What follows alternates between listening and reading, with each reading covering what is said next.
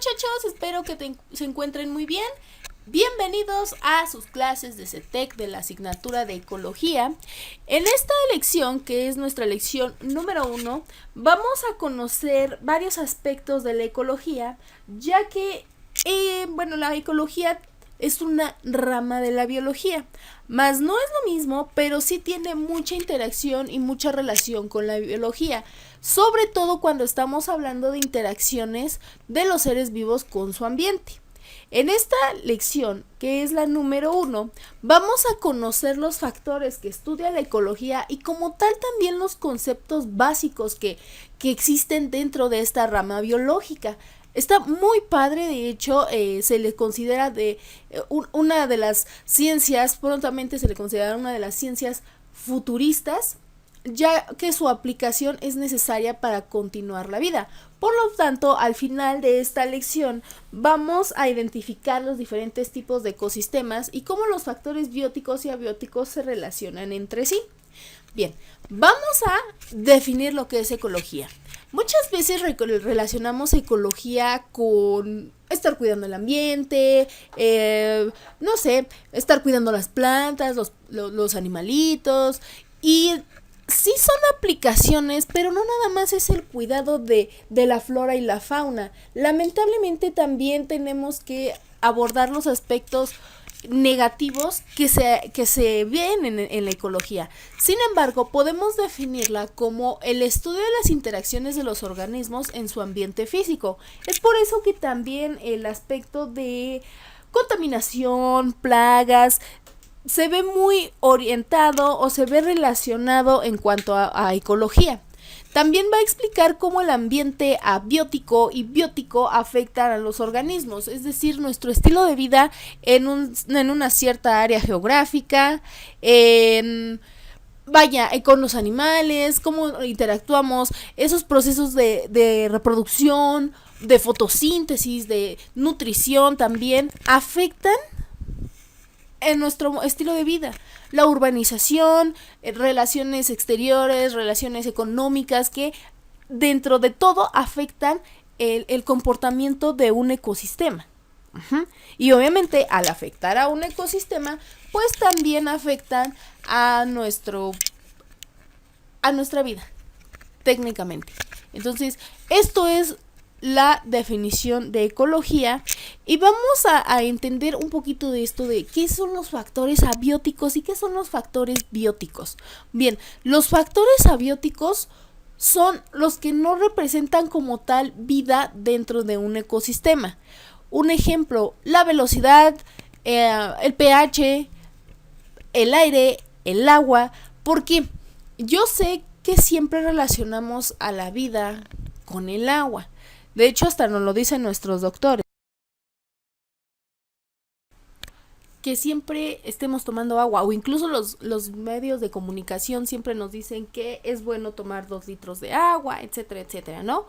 Bien, no se les considera factores abióticos porque no tienen esa parte de vida. Por ejemplo, no son organismos que tengan moléculas de carbono. Se les llama compuestos u organismos orgánicos, valga la redundancia, porque dentro de su estructura están manejando moléculas de carbono. Entonces, todos nosotros que somos seres humanos o seres vivos, en este caso para ecología,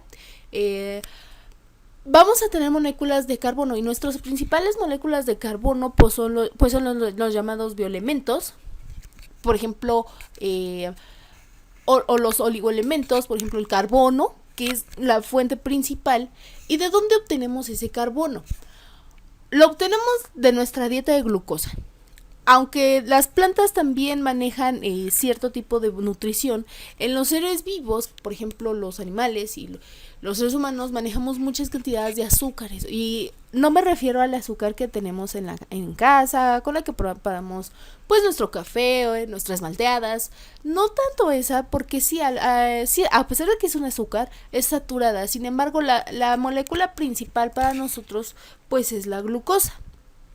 Entonces, al no tener esos organismos o no tener esos elementos, por eso no se le considera pues un organismo vivo.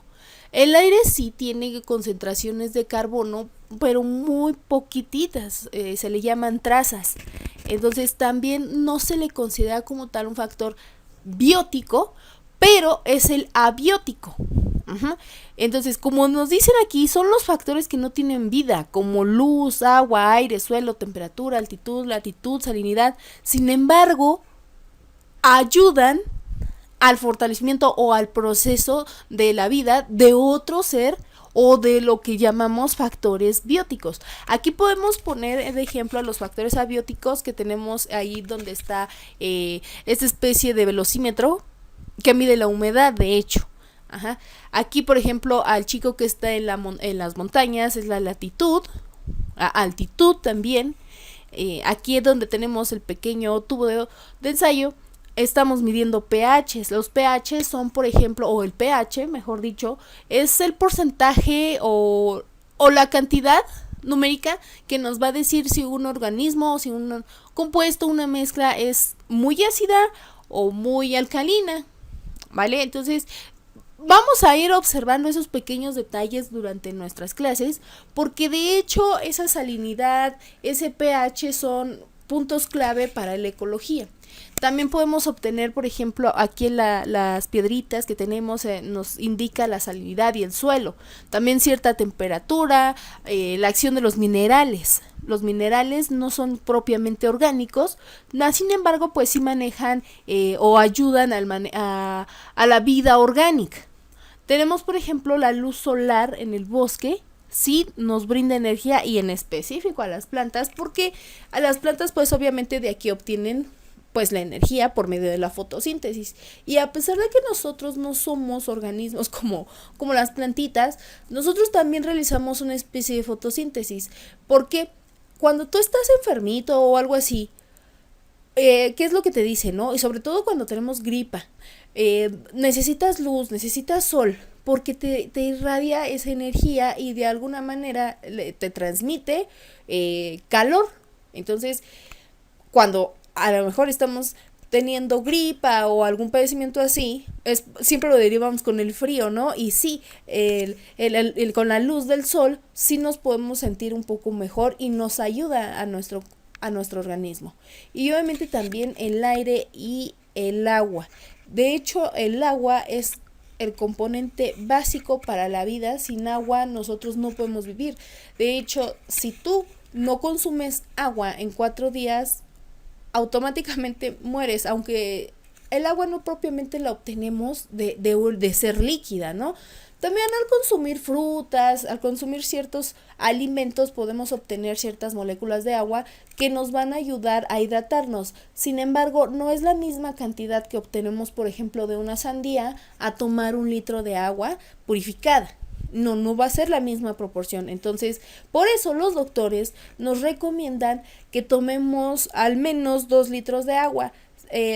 Pero toma en cuenta que si eres una persona que come frutas y verduras, pues los 2 litros son suficientes. Sin embargo, si tú llevas otro estilo de vida que también afecta aquí o entra dentro de los factores abióticos, si tú llevas un estilo de vida donde casi no haces ejercicio, casi no comes frutas o verduras, pues sí vas a necesitar obtener esa cantidad extra de agua, pues por otra vía, ¿no? Entonces, todo esto son factores abióticos. Otro ejemplo muy, muy claro es cuando igual te pones a jugar o sales a jugar balón o, bueno, fútbol, ¿no? Qué sé yo, cualquier deporte, o sales a trotar. Y a veces, ¿qué dicen en las noticias? Oye, hoy amaneció mucha contaminación. Eso te impide realizar tu actividad o estar jugando. Por lo tanto, esa contaminación, esos desechos, que el aire está muy viciado o con partículas suspendidas que te pueden dañar a tu salud, son los factores abióticos. ¿Por qué? Porque el aire no es como tal vivo, pero ve como, o sea, si está contaminado, tú no puedes salir y hacer ejercicio y afecta de alguna manera a tu vida. Claro, no siempre vamos a ver lo negativo, porque también los factores abióticos ayudan al mecanismo o ayuda a la interacción de la ecología con nosotros. Y el claro ejemplo lo estamos viendo aquí, cuando estamos haciendo fotosíntesis o cuando las plantitas están haciendo fotosíntesis, ¿vale? Esos son los factores abióticos. Y los factores bióticos son todos los elementos con los que cuenta o tienen vida, flora y fauna, arbustos, helechos, árboles, mamíferos, pececitos, maripositas, como los estamos viendo aquí. Todos ellos y todos nosotros también como seres humanos somos factores bióticos. ¿Por qué? Por esa sencilla razón de que estamos vivos o que generamos vida y que interactuamos con nuestro medio ambiente o con el ambiente, como también lo podemos decir, ¿no?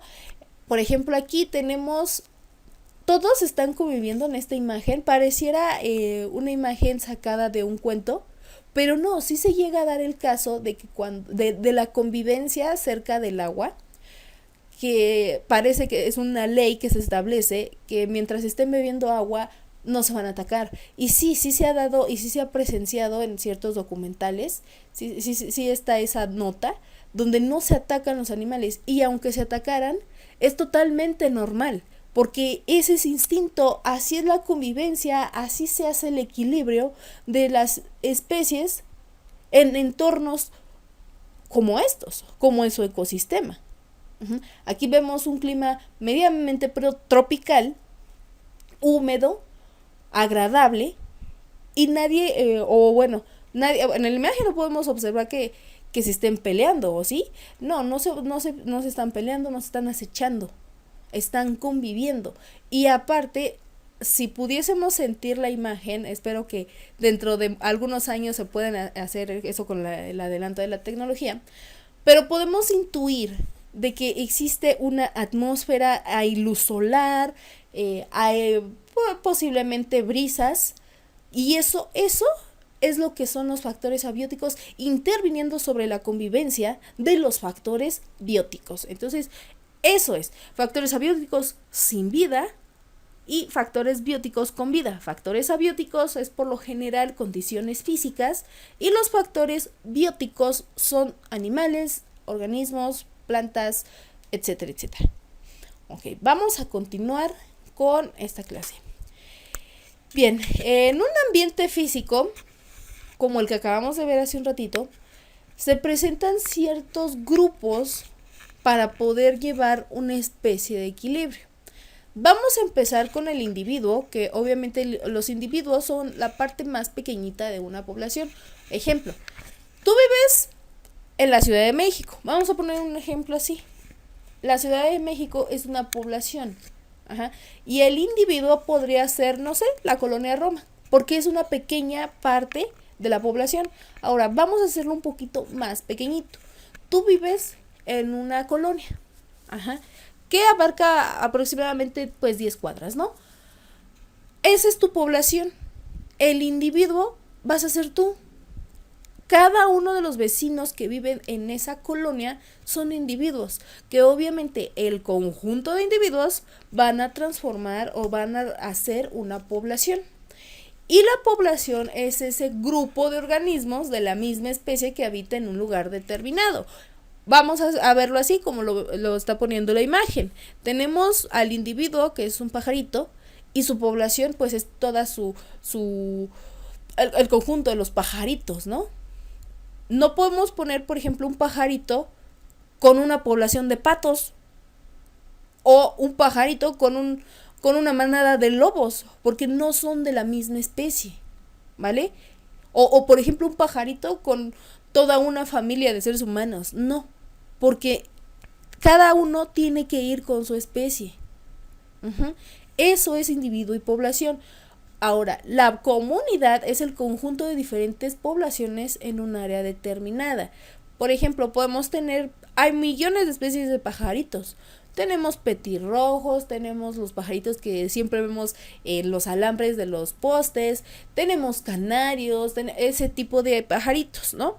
Entonces, si tenemos, por ejemplo, petirrojos, estos pajaritos de la calle o colibrís, canarios, pues esos todos son una población diferente, cada uno, pero el conjunto de ellos nos van a formar una comunidad. O si lo queremos ver con el ejemplo de los vecinos, está la colonia, no sé, 20 de noviembre, la colonia Lázaro Cárdenas y la colonia La Roma, ajá, y todos ellos hacen una comunidad. ¿Y cuál comunidad van a hacer? Pues el Distrito Federal, el Estado Ciudad de México. Ajá, eso es. Ahora, un ecosistema son en donde los organismos de una comunidad y los factores abióticos asociados con los bióticos están en interacción. ¿Cuáles ecosistemas tenemos? Pues tenemos taiga, tundra, que ahorita en un ratito los vamos a ver y vamos a observar ciertas características de ellos para poder entender un poquito más la interacción que hay desde un individuo hasta un ecosistema. ¿Ok? Entonces vamos a continuar con nuestra lección hablando sobre los ecosistemas que tenemos en nuestro país. Entonces, tenemos un país que es mega diverso y se le considera así porque tiene casi todos los climas del mundo. Solo un país. Por eso México es un país tan rico en ecología. Sin embargo, nos falta un poquito más de educación en cuanto a esto. Aún desconocemos gran parte sobre lo que es ecología y cómo podemos aplicarla en nuestro país. Sin embargo, lo que tenemos no es malo. Todo ese conocimiento que tenemos sobre la ecología no es tan malo porque al final nos hemos dado cuenta de la riqueza que tiene nuestro país, ya que cuenta, como ya lo dije, con los climas más variados o con la mayor cantidad de climas del mundo y también con una población de flora y fauna que es bastante densa. Entonces tenemos dentro de los climas, dentro de los ecosistemas de México, a los bosques tropicales, que son varios tipos de bosque. Tenemos pastizales, tenemos matorrales, tenemos bosque de coníferas, tenemos toda esta vegetación acuática. Y como podrás darte cuenta, está todo mezclado, o sea, no se divide por partes. Sí, tal vez lo que es el matorral pues está más en la parte del norte, obviamente porque son un poquito los climas más secos. Sin embargo, date cuenta aquí en el mapa que no es, por ejemplo, una sección rosa, abajo la amarilla, abajo la azul y en el este vamos a estar con la magenta o con la turquesa. No, está mezclado. Por lo tanto, México es tan rico que muchas de los extranjeros de países extranjeros se fijan mucho en la riqueza de México y es tan importante para toda la diversidad y biodiversidad de todo el mundo. Bueno, vamos a conocer un poquito las características de cada uno de estos ecosistemas de México, porque sí, es muy importante conocerlos de todo el mundo, pero vamos a enfocarnos ahorita un poquito con los de México. Vamos a hablar primero de los ecosistemas que tenemos en nuestro país y posteriormente vamos a enfocarnos más en general, porque lo vamos a ir conociendo conforme vamos a ir avanzando en nuestras clases. Vamos a ir viendo cómo afecta, por ejemplo, en la tundra, como el oso polar, o en la selva tropical una ardilla. Entonces, vamos a ir primero conociendo poquito a poquito. Entonces, el primer ecosistema que tiene México son las selvas de alta perinofilia o bosque tropical perinofolio, Entonces, todos los bosques por lo general van a manejar la misma fauna y flora. Y bueno, también van a manejar un poquito, van a ser similares en temperatura y humedad. Entonces, aquí en las selvas o en los bosques tenemos climas cálidos, pero con cierto grado de humedad. Si ustedes han tenido la oportunidad de ir a la selva lacandona, hasta se siente, ¿no? Se siente, o sea, ese calorcito que dices, oye, se siente muy agradable, pero con ese grado de humedad que también es agradable, ¿no? A cierta hora, obviamente, porque a veces en la noche bajan un poquito de temperatura y se siente un poquito más de frío. Bueno, sí tienen temporadas de lluvia, pero son muy cortas, casi inexistentes. Obviamente aquí guardan la humedad las plantitas porque tienen ese mecanismo, por lo mismo de que desarrollan defensas o desarrollan adaptaciones dentro de su medio, porque casi no hay agua o casi no pueden recibir esa agua. Entonces manejan un poquito lo que hacen las cactáceas, pero a pesar de la diferencia entre los matorrales y toda la flora que nosotros podemos ver en la selva, a diferencia de las cactáceas, aquí hay un poquito más de oportunidad de agarrar lluvia. Sí, no son muy frecuentes, pero tampoco son tan escasas como en el desierto. Y bueno, como esta flora, toda esta flora adapta su mecanismo y de alguna manera almacena agua, por eso existe esta pequeña humedad presente. Y bueno, también porque debido a esta humedad y que es tan densa de flora, la temperatura no es tan alta como en la del desierto.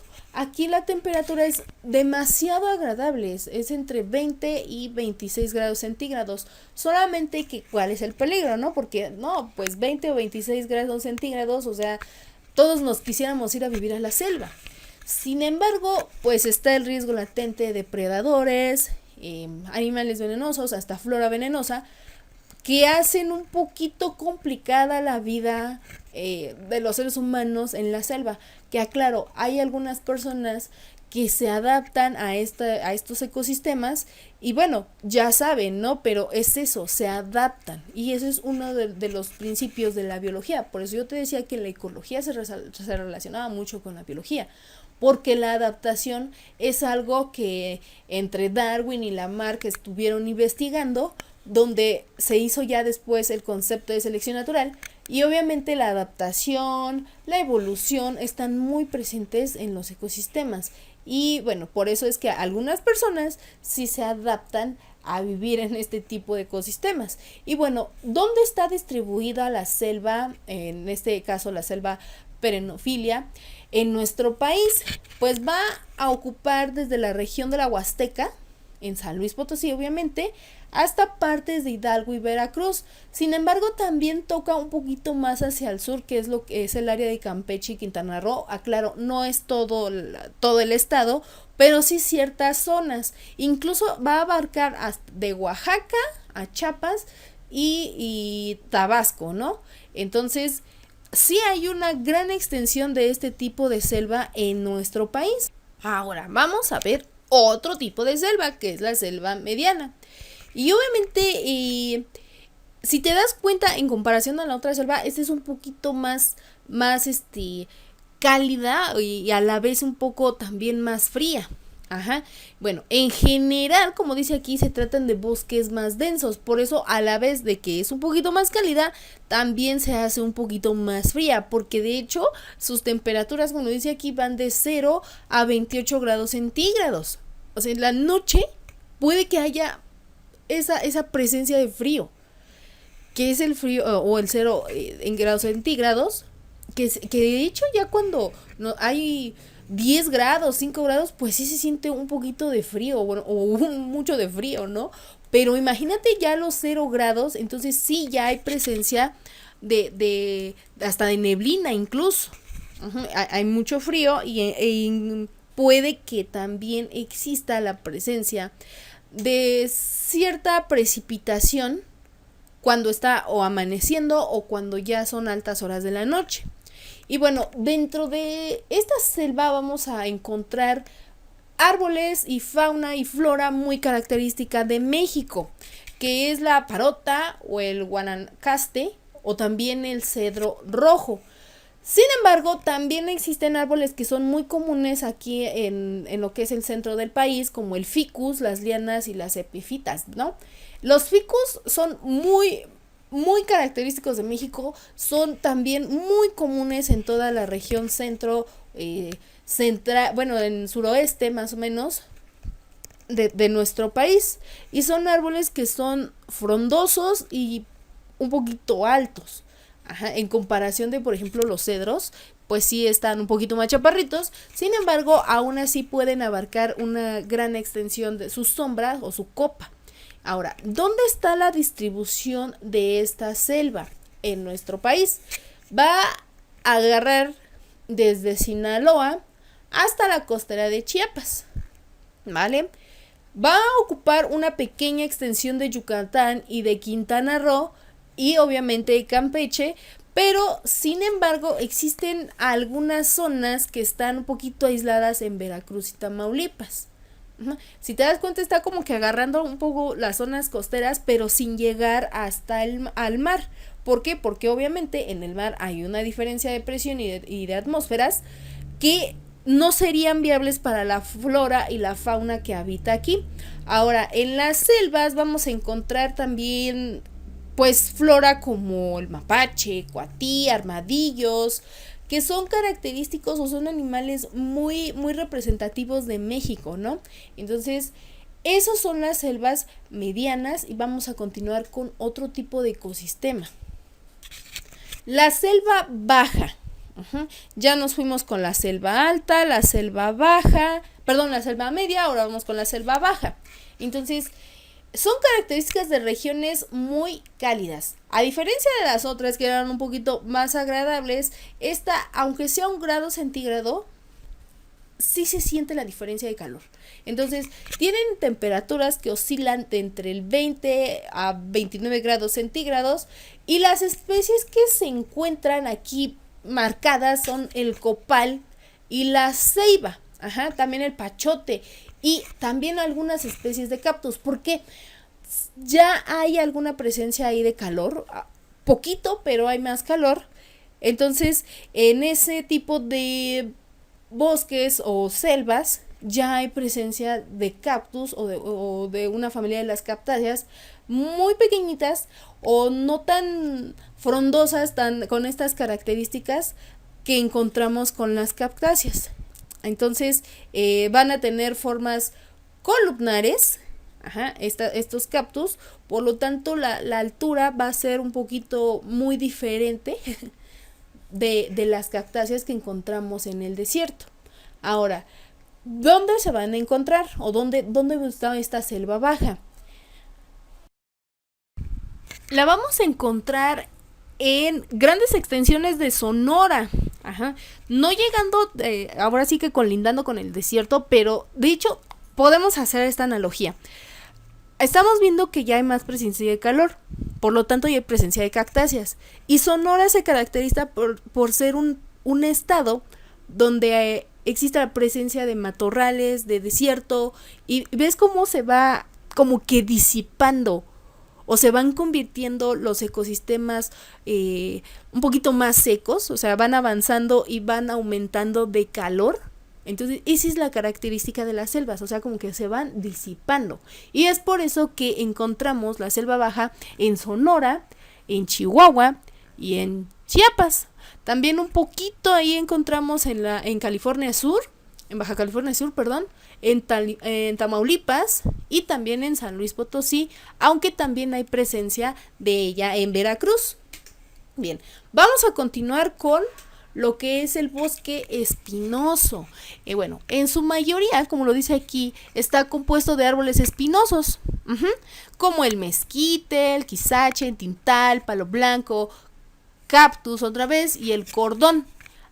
Entonces, de hecho, fíjate en la vegetación, en las imágenes que hemos estado observando, cómo van cambiando. Desde la primer selva, la selva alta que estuvimos viendo, era muy frondosa, la selva media también era muy frondosa, pero en este caso la selva baja y el bosque espinoso están cambiando la vegetación, y de hecho la vegetación no se ve tan verde, ya tiene este color más o menos olivo, porque ya hay más calor y por lo tanto se vuelve más seco el clima.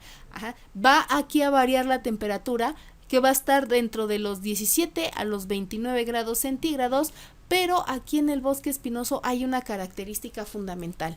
Existe la temporada de sequías, que van desde los 5 hasta los 9 meses. Sin embargo, estas temporadas de sequía están más presentes ya en estos ecosistemas o con mayor duración, debido a la tala inmoderada, a lo que es un desequilibrio que en un momento también vamos a estar hablando de ese tema.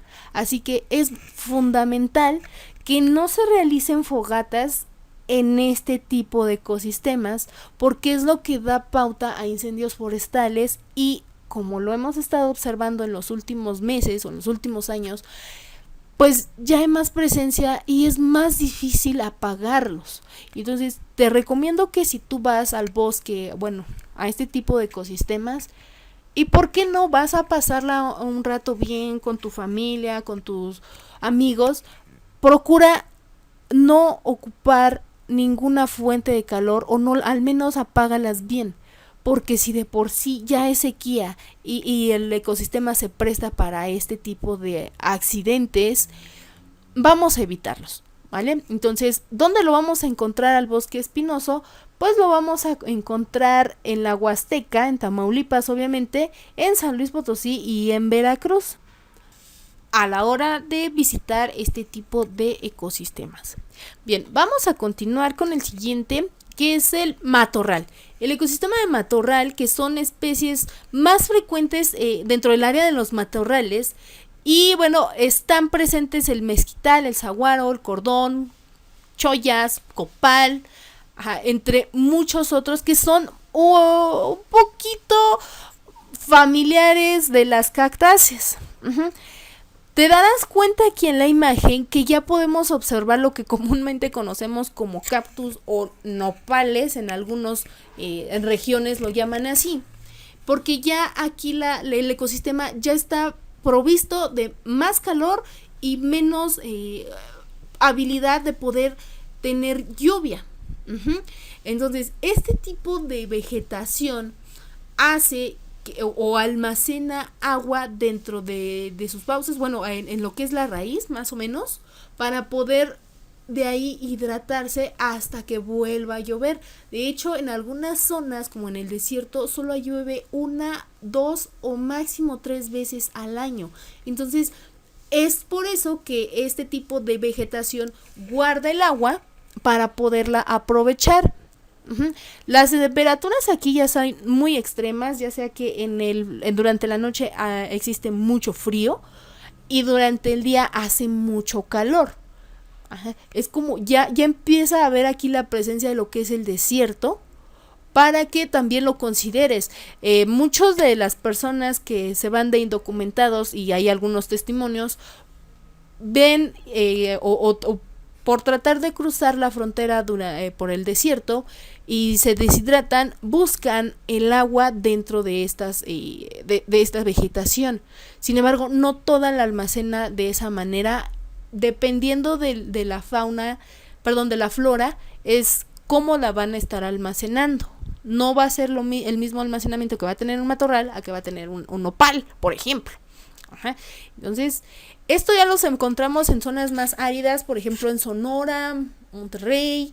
Entonces, para que podamos tener esa visualización, son muy padres estos ecosistemas. Sin embargo, hay que tener cuidado, porque aquí ya también empieza la presencia de algunos animales que son depredadores, obviamente por lo mismo de que no hay mucho alimento, y el poco que hay pues es ahora sí que se tiene que aprovechar. Entonces, ese tipo de animales depredadores, o hasta incluso animales que ya son un poquito venenosos, ya empiezan a aparecer en este tipo de ecosistemas. Entonces, te recomiendo que si lo quieres visitar, primero lleves mucha agua para poderte hidratar y tengas cuidado y seas muy observador, porque hay algunos animalitos que utilizan el camuflaje precisamente para defenderse o para estar atrayendo a su alimento, ¿no? Entonces, ten mucho cuidado. Y por último, el ecosistema característico en México es el pastizal, y es el tipo de vegetación que se encuentra dominada por las gramíneas o por pastos, donde precisamente llevan al ganado para pastear y todo ese tipo de cosas. Entonces, aquí los árboles y los arbustos son demasiado escasos. ¿Por qué? Porque hay presencia de hecho del pasto, que es la fuente su principal fuente de energía, y que comen las vacas, los borregos, los toros, Y bueno, solamente están estos muy cerca de lo que son lagos y ríos, arroyos también. ¿Por qué? Porque también tratan de aprovechar esto. Entonces, como son pastos o pastizales, por eso de ahí viene el nombre, aprovechan el agua que se encuentra muy cerca de ellos y tienen estos una característica de que en cuanto ven los rayos del sol hasta ahí pueden llegar su altura, por eso casi no hay presencia de árboles. Uh-huh. De hecho lo podemos comparar con lo que vemos en las caricaturas como la pradera, un poquito así, porque hay mucha presencia de pastizal. Entonces, este ecosistema hay que tener mucho cuidado con él, porque hay varias zonas donde los cuidan adecuadamente precisamente porque es la fuente pues sí, para comer el ganado, ¿no? Es su principal fuente de energía. Entonces, de comestibles. Uh-huh. Muchas personas lo están cuidando y tienen ciertos mecanismos, pero se recomienda que este tipo de pastizales tengan un buen control de la temperatura y obviamente los rayos del sol, porque suelen quemarse o secarse, ¿no? Entonces también puede ocurrir que haya quema clandestina, por ejemplo, de basura, de llantas y todo ese tipo de desechos cerca de estos ecosistemas. Entonces, toma en cuenta que si nosotros desechamos algo aquí, ajá, las vacas, el ganado se lo come y nosotros nos comemos al ganado, o sea, es una cadena alimenticia ahí. Entonces hay que cuidar lo que ellos se comen, porque al final de cuentas también nosotros podemos obtener de ahí nuestro alimento, nuestra energía. Entonces si estos pastizales mueren, pues va a morir el ganado y empieza lo que es el desequilibrio, pero ahorita vamos a empezar a hablar sobre eso del desequilibrio. Ahora, esos fueron los climas más característicos de México. Sin embargo, también existen o podemos englobar a los ecosistemas en todo el mundo. Tenemos al desierto, que son temperaturas extremas que van hasta los 54 grados centígrados. De hecho, el desierto de Atacama es uno de los desiertos más calurosos, más peligrosos también en cuanto a temperatura del mundo. De hecho, ahí también podemos encontrar organismos que se llaman arqueas, que se ocupan para ciertos mecanismos de biotecnología, por ejemplo, obtención de biocombustibles. Pero solamente se encuentran ahí porque son organismos extremófilos, porque solamente aguantan esas temperaturas. Son muy secos, la precipitación es nula, casi nula, como te lo dije, o sea, llueve 1, 2, máximo 3 veces al año.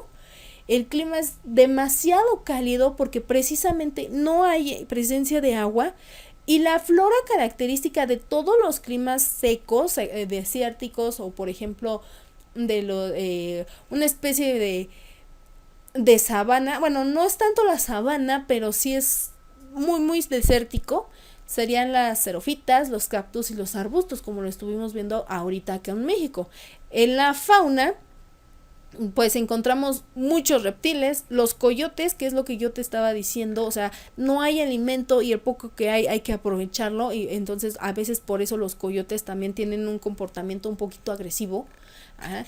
Y obviamente los roedores, aquí hay muchos roedores que en algunas zonas los conocen como tuzas o como perritos de la pradera o incluso hasta, vaya, son una cantidad de roedores.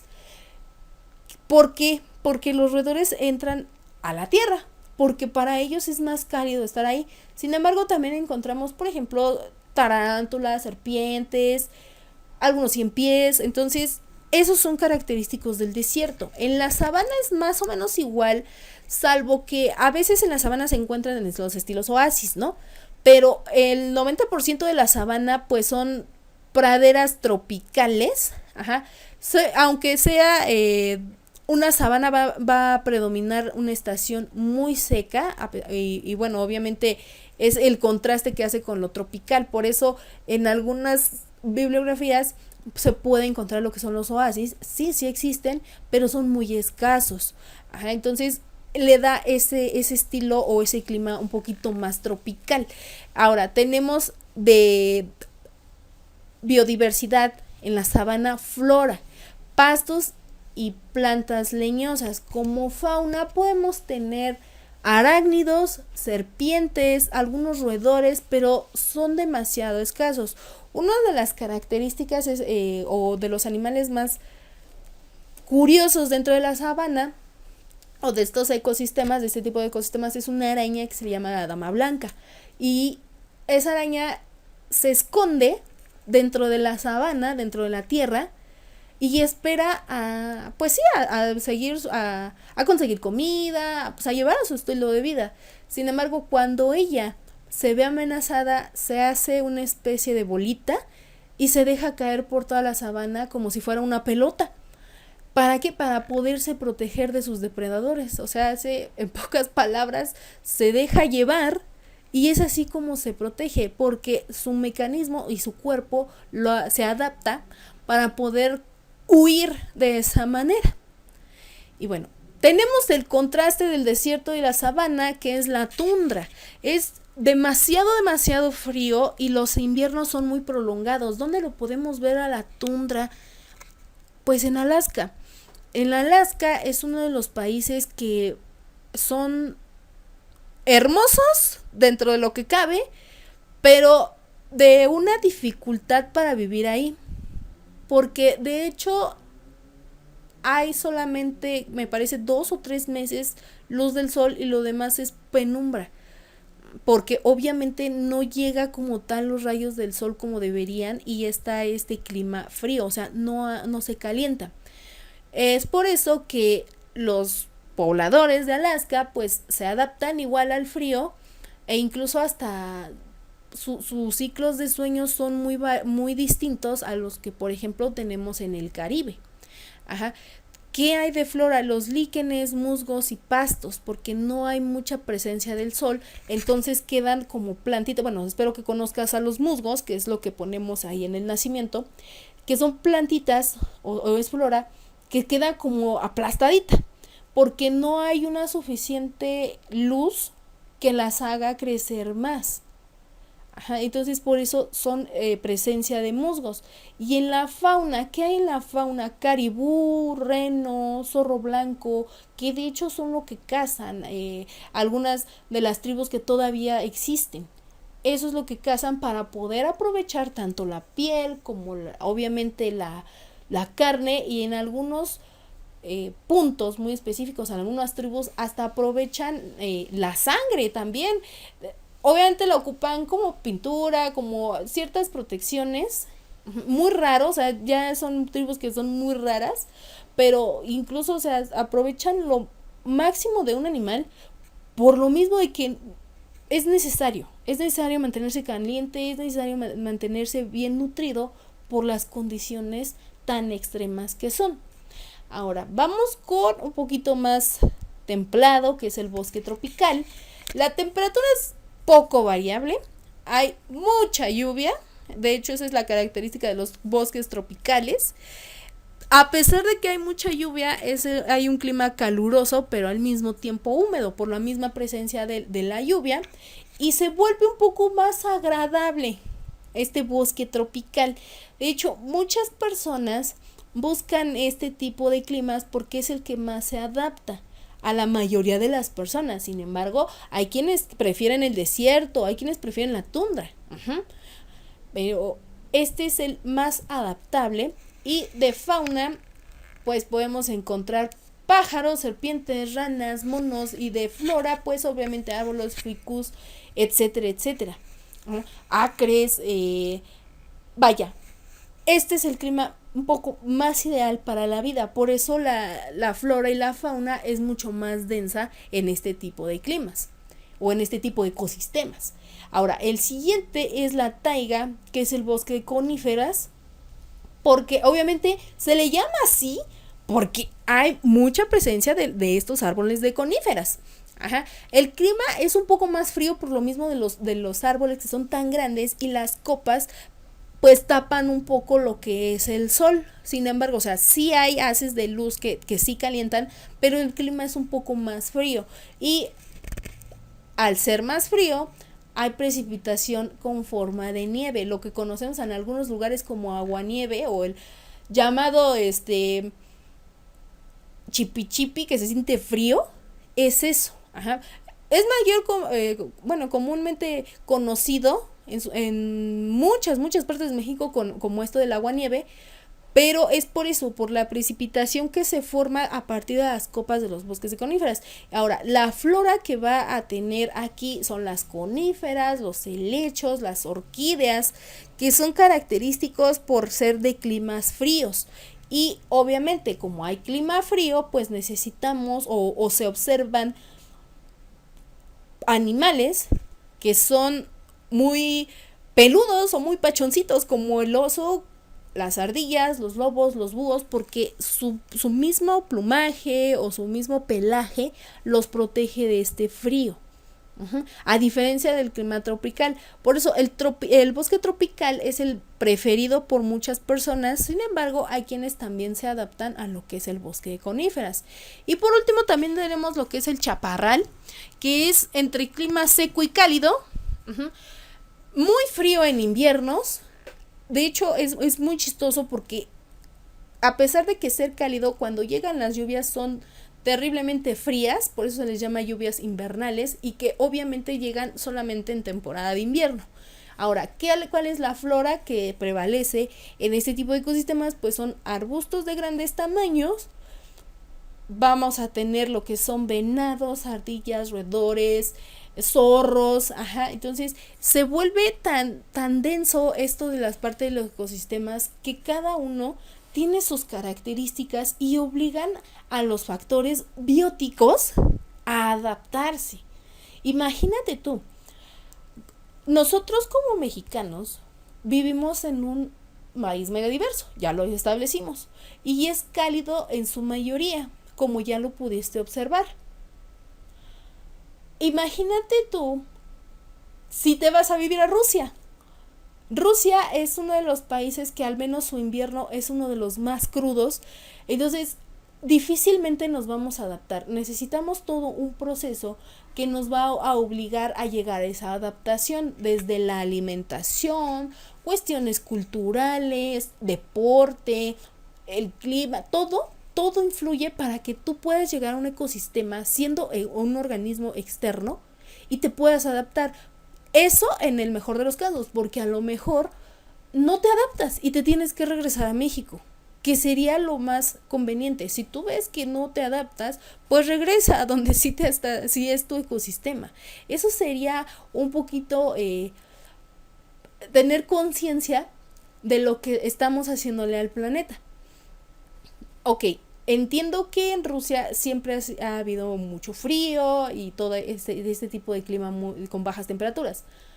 Pero si nosotros seguimos con este uso de contaminantes, pues vamos a hacer esas temperaturas más extremófilas así. Y bueno, también tenemos los humedales, que son zonas donde están alrededor de agua. Son como una especie de pantanos.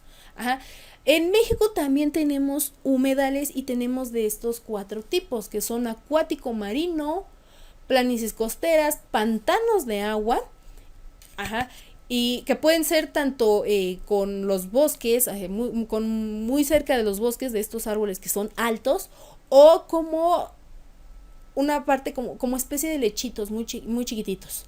Entonces, en ellos podemos encontrar también otro tipo de ecosistemas que son pequeñitos, se les considera de hecho ecosistemas pequeñitos porque solamente cubren una extensión pequeña en comparación de los demás. Entonces, este tipo también son ecosistemas que nos van a ayudar a la vida. De hecho, antes de que el bosque de Chapultepec pues estuviera tan viciado, sí se hizo una especie de humedal pequeñito, artificial, que estaba muy bonito. Lamentablemente pues ya no está como antes, pero si tú tienes la oportunidad de viajar a cualquier estado y que tenga humedales, por favor disfrútalos y cuídalos, porque es un ecosistema tan pequeñito y a la vez tan fascinante y tan extenso, a pesar de tener una ubicación geográfica muy pequeñita, donde puedes encontrar de todo, ¿vale? Y bueno, vamos a ver lo que es el concepto de biomas, que es la relación entre ambiente biótico y abiótico, obviamente. Y bueno, ese es el resultado de la unión del espacio físico y geográfico, y está delimitado por ciertas biocinesis que son parte del ecosistema. Un ejemplo, o sea, tenemos al desierto, tenemos al coyote en el desierto, arañas, tarántulas, serpientes, cactus, y eso es un bioma. Porque ellos están manipulándose, están relacionando unos con otros. A pesar de que el zorro, el coyote puede cazar un roedor, y un roedor, no sé, puede estar comiendo algo, o igual también la serpiente, ¿no? Que luego se comen a los roedores, pero es parte de ese bioma, es parte de esa convivencia. A eso se refiere este concepto de bioma, no nada más a de, ok, sí, está el desierto y que estas características, porque eso es ecosistema, pero el bioma ya son esas relaciones que hay entre el ecosistema y toda la parte biótica y abiótica que existe en él. Ahora, vamos a ver este concepto tan interesante de biodiversidad, que es uno de los más importantes de lo que es la ecología. Entonces, la biodiversidad es la variedad de seres vivos que existen en una región y que incluyen la variedad, obviamente, de los ecosistemas, las diferentes especies y la variedad genética. ¿Por qué la variedad genética? Vamos por partes con esto de la biodiversidad. Cuando nosotros escuchamos este concepto de biodiversidad, siempre estamos pensando en animales, plantas, ser humano, mundo. Hasta ahí. Y no recordamos que existen 5 reinos. Entonces, esos 5 reinos también interactúan dentro de la biodiversidad, porque tenemos hongos, tenemos bacterias, tenemos animales, tenemos flora, tenemos todo eso. Y no nada más es, yo como ser humano pues voy a tener el ganado en un pastizal y ya se acabó el ciclo y eso es biodiversidad para mí. No, también es estar interactuando. Tenemos millones de especies en nuestro mundo, millones de árboles, millones de lechos, millones de flores, millones de mamíferos, millones de seres humanos. Y también tenemos ahí la parte de las bacterias, que algunas bacterias son beneficiosas y algunas no. Por ejemplo, cuando nosotros nos tomamos este líquido del Kashei Shirota, esos son bacterias benéficas. Sin embargo, salimos y nos da gripa, pues puede ser un virus, o también cuando tenemos infección estomacal puede ser una bacteria, y esas son malignas. Sin embargo, están contribuyendo dentro de la biodiversidad. La biodiversidad no va a definir quién es bueno ni quién es malo. Simplemente va a decir, hay mucho de todos y se tienen que relacionar ellos con otras especies. Por eso, volvemos, México es un país megadiverso por la vasta biodiversidad que existe en él. Otro de los países megadiversos que ya se están considerando es Australia. Australia también tiene varios climas muy característicos y mucha fauna y flora muy interesante. De hecho, ahí se le considera que es uno de los países con la fauna más venenosa de todo el mundo. Ahí hay serpientes, arañas, o sea, enormes, que son parte de la vida de un australiano, y que incluso, por ejemplo, los australianos tienden mucho a tener albercas en sus casas. Y de hecho la norma para ellos es revisar que no anden ahí, por ejemplo, arañitas, tarántulas, serpientes, porque ellos también necesitan vivir.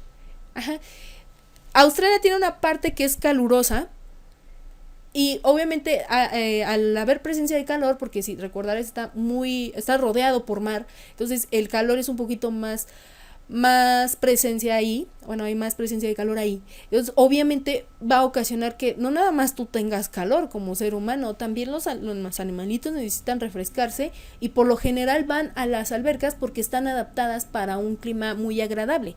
Es por eso que cada australiano que tenga alberca tiene que verificar, porque también hay que entender, muchos de los animales, incluso hasta el ser humano, tiende a defenderse, ¿no?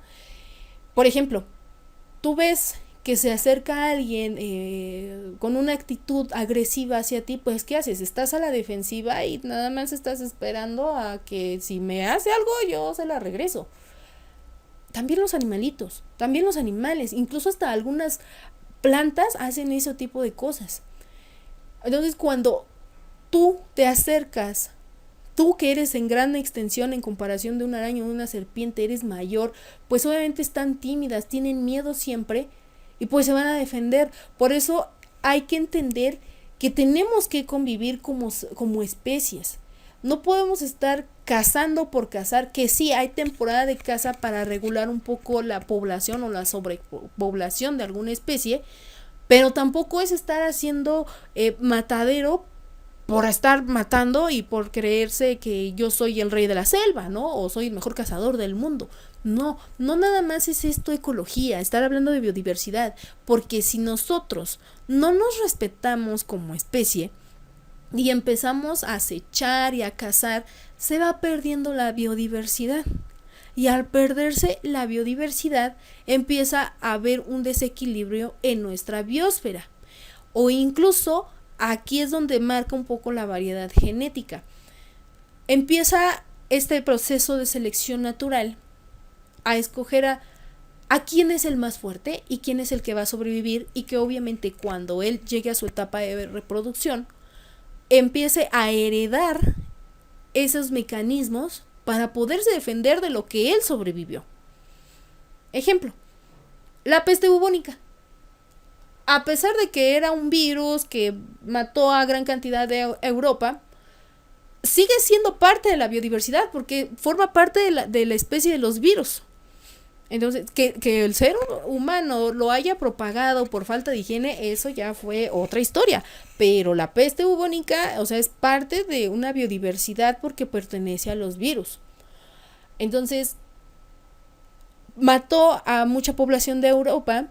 Y que los sobrevivientes que hicieron a la hora de adaptarse, pues entendieron sus normas de higiene, las cambiaron todo ese aspecto social y cultural, pero también su genética cambió, porque existen los pacientes que son portadores y los que nada más, y los que desarrollan ciertas enfermedades.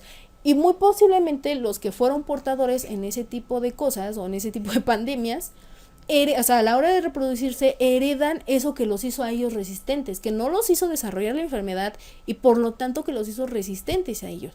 Y eso es lo que ahorita muchos estudios han comprobado, que la mayor parte de la descendencia de los europeos desarrollaron un poquito de esa recesión a ese virus. ¿Por qué? Porque se adaptaron.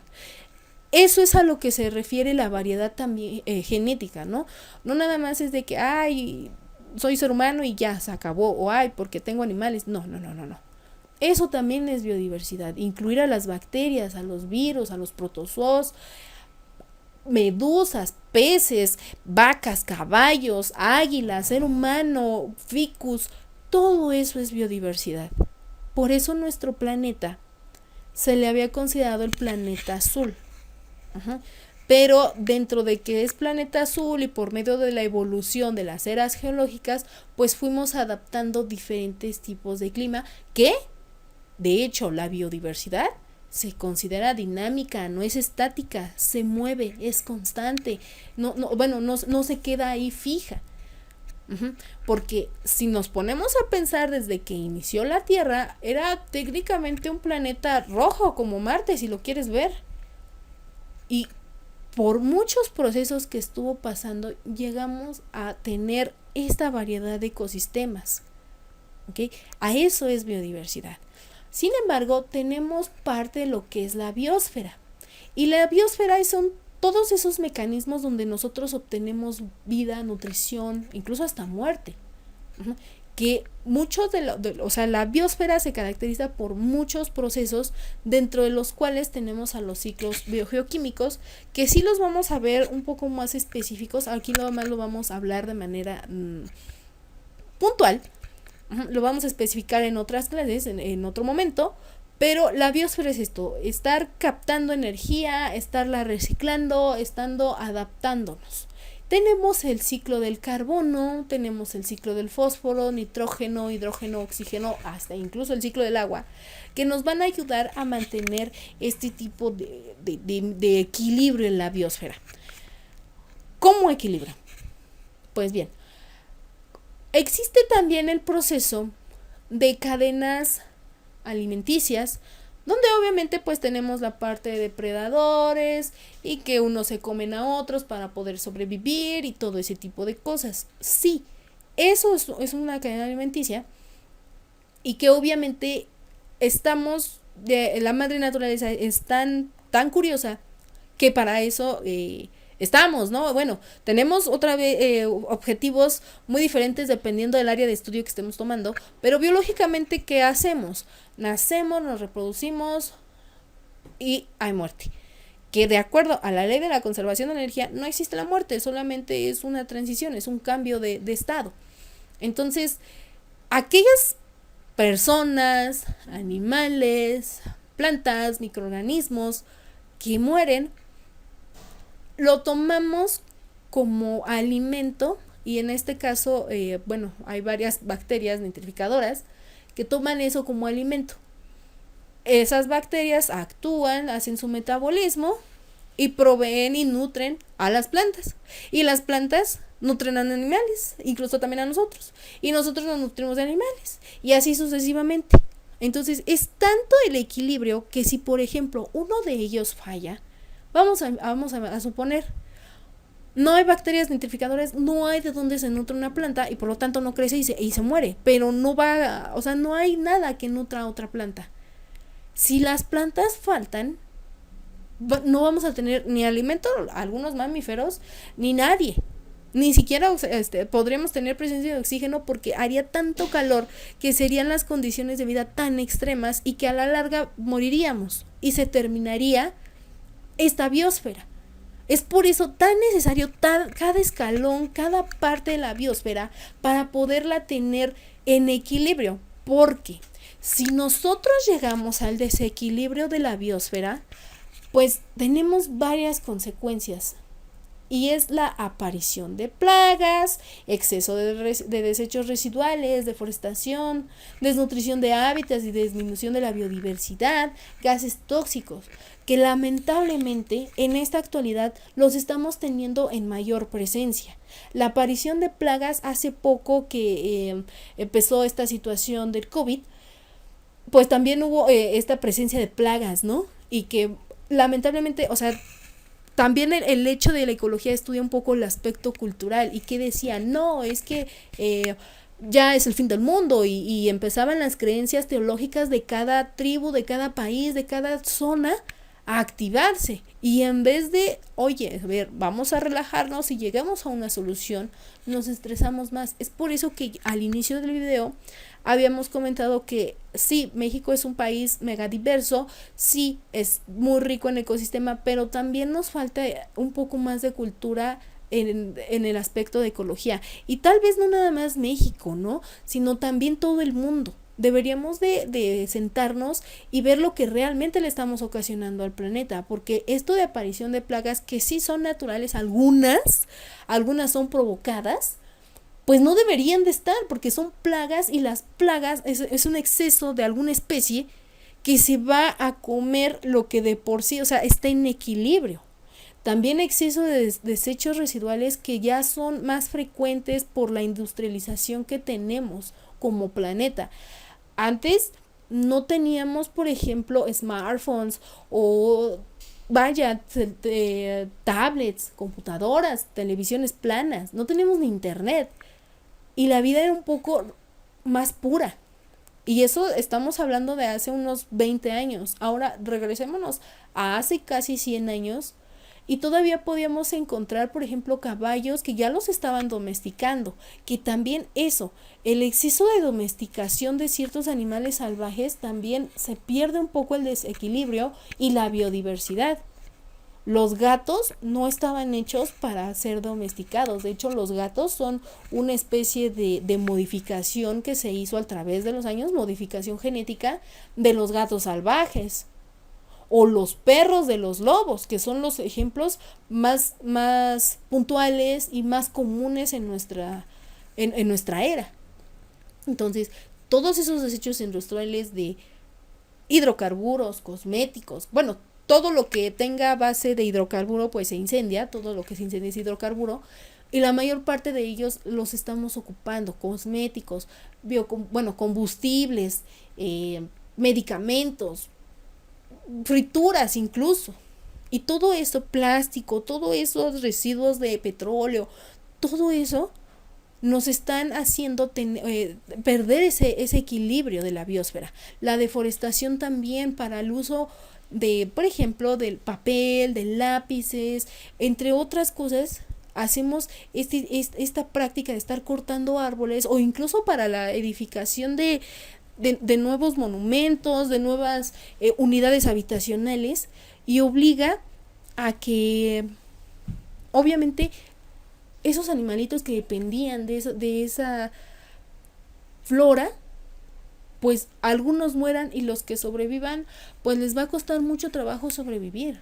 Y volvemos a lo mismo. ¿Qué tal si en una de esas ocasiones se pierde una extensión territorial donde habitaban, por ejemplo, fresas? ¿De dónde vamos a obtener después fresas? Y eso es hablando así, sencillo. Pero ¿y si perdemos una especie? Pues que desde ahí, desde este desequilibrio, empieza todo el concepto de especies en peligro de extinción, que vamos a ver prontamente en nuestras siguientes lecciones. Al haber deforestaciones, existe la destrucción de hábitats y la disminución de biodiversidad, porque vamos perdiendo especies que son primordiales para la vida de todos. Al no haber especies ni como tal vida natural, comienza, y como estamos en un planeta ya demasiado industrializado, porque hay plantas nucleares, hay termoeléctricas, hay muchas fábricas que son nocivas al planeta. Al no haber un pulmón natural, que son las selvas, que son los bosques de coníferas, todos esos ecosistemas, y que sobre todo los que están provistos más de árboles, porque son los que brindan más oxígeno, CO2, todo ese tipo de componentes químicos, al no haber ese pulmón, ese filtro, empieza la aparición de gases tóxicos. Cuando hay gases tóxicos, empieza un proceso, o bueno, se tiene pensado, no hemos llegado hasta ahí, pero se han hecho simuladores sobre eso, y comienza el invierno nuclear. Y ahí sí, al haber invierno nuclear, hay nubes tóxicas en todo lo que es nuestra atmósfera, impidiendo ahora sí de plano los rayos del sol. En Alaska todavía hay 2-3 meses de rayos del sol, pero imagínate vivir siempre en penumbra, siempre con frío. Por eso se le llama invierno nuclear, porque ya no las nubes de gases tóxicos van a ser tan densas, tan grandes, tan pesadas, que van a impedir la entrada de los rayos del sol. Y al impedir la entrada de los rayos del sol, que de por sí, si seguimos así, deforestando y destruyendo hábitats, ya no vamos a tener mucha flora ni fauna. Y si llegamos al invierno nuclear, ya no vamos a tener nada. Por lo tanto, empieza el proceso de muerte. Y en este caso, como los seres humanos somos relativamente un poco más resistentes, supuestamente, pues vamos a ser los últimos en morir. Y si llega a pasar eso, no solamente vamos a perder la vida, sino que lo vamos a perder de una manera tan trágica y tan dolorosa, que va a ser difícil regresar a un planeta. Casi podría decírtelo así. Si nosotros seguimos sin esa educación de ecología y no transmitirla de generación en generación, nos vamos a encontrar en el mejor de los casos como la película de Wall-E. En el mejor de los casos, porque también existen otros escenarios donde ya no haya vida.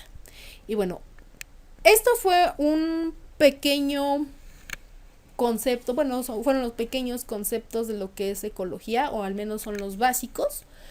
En las próximas lecciones vamos a estar hablando con temas más puntuales, pero vamos a seguir con la relación que hay entre ecosistema, seres vivos, y obviamente vamos a tocar un poquito también de qué pasa cuando un ser vivo muere, qué es lo que vamos a hacer o cómo actúa ahí la ecología, ¿vale?